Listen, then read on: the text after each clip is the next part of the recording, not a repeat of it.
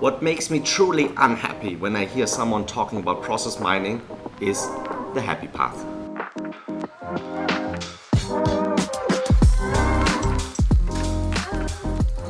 Welcome to part 3 of process mining, featuring spaghetti diagrams. Most process mining tools provide a very lovely visualization which comes in many flavors and names. In SAP Signavio, it's called Process Discovery, part of SAP Signavio Process Intelligence. And usually this visualization starts simply with, let's say, 6-7 boxes connected by one line. There's one box at the top called Start and one box at the bottom that says End. Some people call it Happy Path. Makes me incredibly sad, and I will explain why in a bit later. This visualization includes activities and the paths between the activities. This represents the actual execution of your processes based on the event log in form of data from your IT systems. It has become symbolic and synonymous with process mining.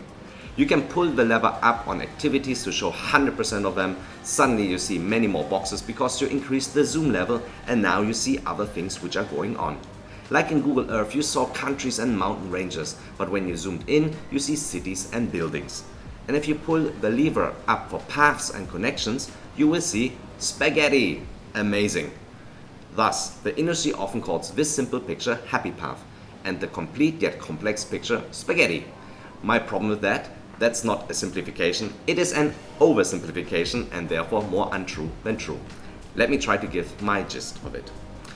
The simple picture with few boxes and individual lines is just the most common path, the path which statistically happens the most of the time that is represented by the tool. So if your processes include an undesirable activity which happens a lot, it will be shown. Nothing happy here at all. At the same time, activities irrelevant for process performance could have an undesired weight.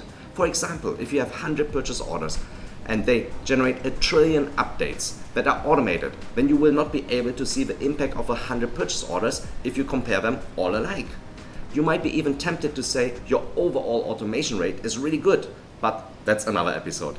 Furthermore, if you explore the entire picture of a process execution in your organization and you see spaghetti, which represents every pathway possible, so what? That's just a representation that complexity exists. A good or a value-creating one, who knows? Have you now found the needle in the haystack or the pea under the mattress? Have you process shamed an organization without having actually spoken to people in that organization? Sometimes an execution of an activity which happens 50,000 times is okay, and sometimes one time is one time too many. Who even said that the activities we are looking at are relevant for the business? We have technically included them into our visualization, but whether it has a significant impact, totally different topic.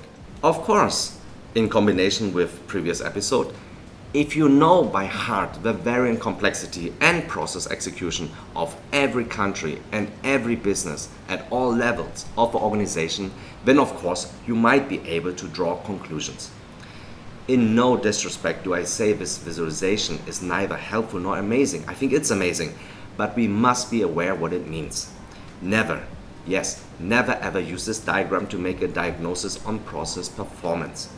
After all, this is discovery and not the search for answers.